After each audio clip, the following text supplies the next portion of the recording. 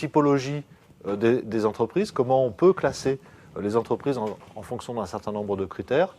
Alors, il y a une première typologie très classique, évidemment, en fonction de leur statut juridique. Donc, on a la première décomposition des entreprises, on a des entreprises privées et publiques.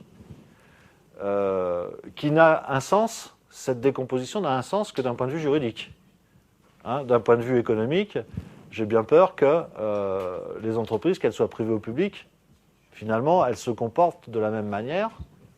La seule différence, c'est que l'entreprise publique va avoir peut-être des problèmes de financement avec son actionnaire principal, qui est l'État. Mais pour le reste, les règles de management, de gestion sont à peu près les mêmes.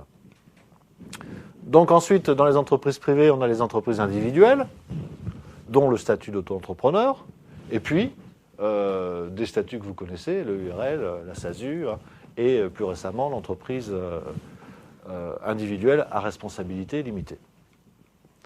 Ensuite, on a les sociétés, et dans les sociétés, on a les sociétés de personnes. Sociétés de personnes qui a un statut du 19e siècle. Alors, il y en a toujours, parce que ça peut... Il y a un certain nombre d'avantages à constituer une société de personnes, mais ce n'est pas la forme dynamique, si vous voulez, la forme juridique dynamique du 21e siècle. Mais il existe toujours des sociétés de personnes. Donc les sociétés en nom collectif, les sociétés en commandite simple et les sociétés en participation, qu'elles soient civiles ou commerciales. Ensuite, on a les sociétés de capitaux, et c'est celles-là qui sont prototypes du capitalisme du 21e siècle, avec les sociétés en commandite par action, qui ne sont pas très très fréquentes, mais surtout sociétés anonymes, et bien sûr, il y a une transformation de plus en plus importante des sociétés anonymes en sociétés par action simplifiées, parce que les statuts permettent beaucoup plus de liberté. Ça permet, si vous voulez, de configurer les statuts de la société à la réalité spécifique de chaque situation, notamment avec des pactes d'actionnaires, ce genre de choses. Et puis on a des formes hybrides, que moi j'appelle des formes hybrides, parce qu'on ne sait pas trop où les raccrocher. La SARL, est-ce que c'est une société de personnes ?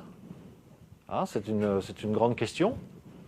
Donc c'est ce que j'appelle tout à fait une forme hybride, qui est la forme, entre parenthèses, dominante de nos entreprises en France. Alors, en fonction de la taille, vous connaissez très probablement la typologie des entreprises en fonction de la taille, et le critère le plus fréquent utilisé pour comparer la taille des entreprises, c'est son effectif.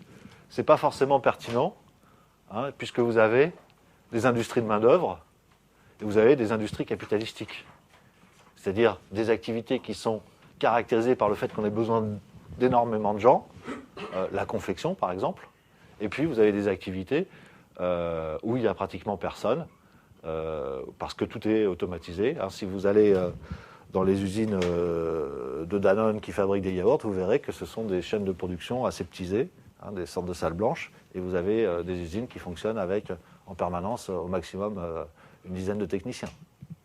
Donc il est très difficile du coup de pouvoir comparer les entreprises en fonction de leur taille, parce qu'en fonction du métier qu'on fait, on n'aura pas le même nombre de salariés. Par contre, ça a un sens à l'intérieur d'un même secteur. Alors, cet effectif, traditionnellement, on distingue la micro-entreprise. Donc, c'est aussi des termes que vous devez être en capacité d'utiliser. La micro-entreprise ne comporte pas de salariés, se confond le plus souvent avec l'entreprise individuelle. Ce n'est pas obligatoire, mais elle se confond souvent avec l'entreprise individuelle. Ensuite, vous avez la très petite entreprise, la TPE. La TPE, c'est moins de 10 salariés. Dans l'industrie, on considère que la TPE, c'est moins de 20 salariés. Mais bon, vous pouvez retenir le seuil de 10 salariés pour tout le monde. La petite et moyenne entreprise, ou petite et moyenne industrie, PME, PMI. Alors là, l'effectif a changé assez récemment, suite à une directive européenne, puisque nous, traditionnellement, on considérait qu'une PME, ça allait jusqu'à 499 salariés. Eh bien, maintenant, on a abaissé ce seuil, sur la recommandation, encore une fois, de la Commission européenne, à 250 salariés. Donc ça va de 10 à 250 ou de 20 à 250 si on est dans une activité industrielle. Nouvelle catégorie qui apparaît aussi dans les classifications, l'ETI, l'entreprise de taille intermédiaire, donc qui va aller de 250 salariés à un nombre beaucoup plus important, puisque la limite supérieure, c'est 5000 salariés. Et c'est donc au-delà de 5000 salariés que l'on va pouvoir parler de grande entreprise. Donc, de 5000 à plus l'infini s'arrêtant dans le monde, pour l'anecdote, à 2 millions de salariés pour la plus grande entreprise du point de vue de l'effectif au monde, à savoir Walmart, le distributeur américain.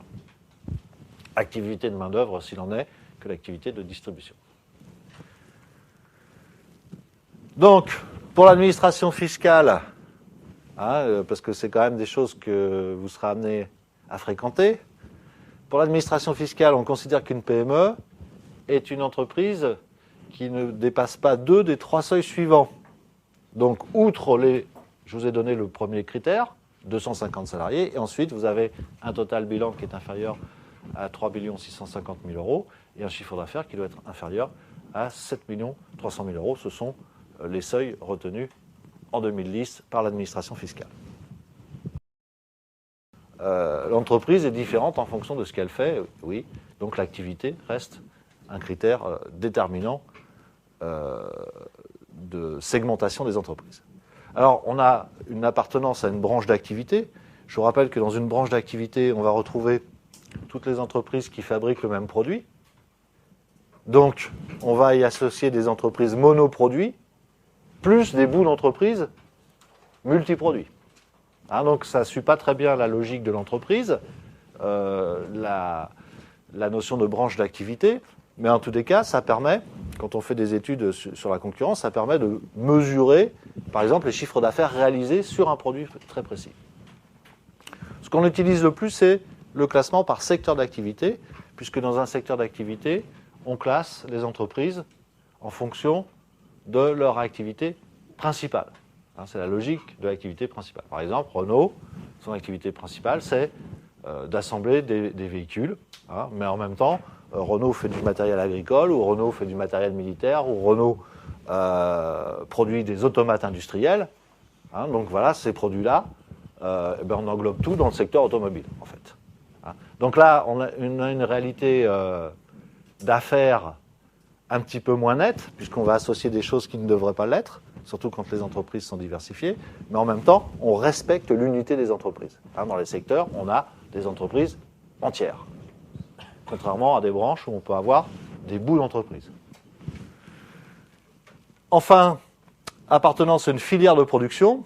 Alors cette notion est beaucoup utilisée, la notion de filière de production est beaucoup utilisée en économie industrielle, parce que elle prétend reconstituer l'ensemble des relations interentreprises nécessaires à la fabrication et à la distribution d'un produit.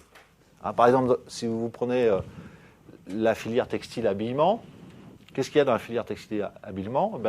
En amont, le plus près de la matière première, on a la fabrication de 2 types de matières premières particulières, que sont les fibres de la pétrochimie et les fibres naturelles. Coton, laine de mouton, c'est ça qu'on appelle fibre naturelle, et puis le fil chimique continu dérivé de l'activité pétrolière. C'est déjà 2 types d'activités extrêmement différentes.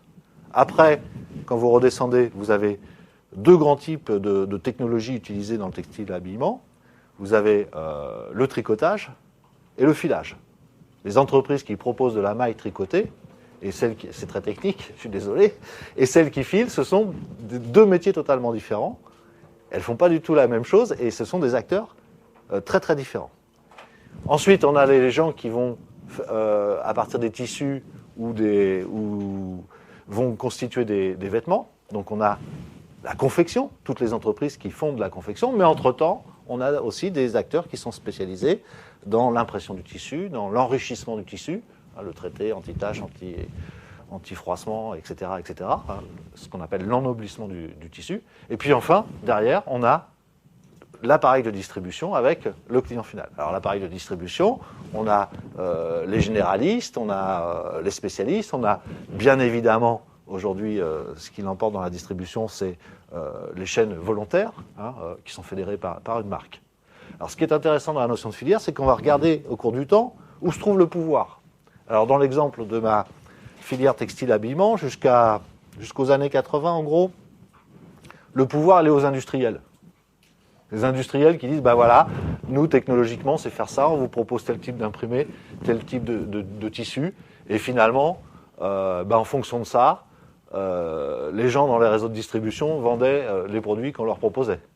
Aujourd'hui, on s'aperçoit que le pouvoir, il est chez les distributeurs, et chez les distributeurs parce que dominent aujourd'hui les chaînes volontaires dont je vous parlais. Ces chaînes volontaires qui ont un pouvoir extrêmement important, donc elles sont de plus en plus limitées en nombre, elles représentent un volume de plus en plus important dans le secteur, et c'est elles qui imposent leurs conditions de fabrication aux industriels. Donc cette notion de filière est intéressante pour comprendre un peu quels sont les enjeux et comment évoluent des activités économiques avec le progrès technique, la maturité des marchés, etc. Donc la filière textile qui regroupe des entreprises provenant de 23 secteurs d'activité. On peut aller effectivement très très loin.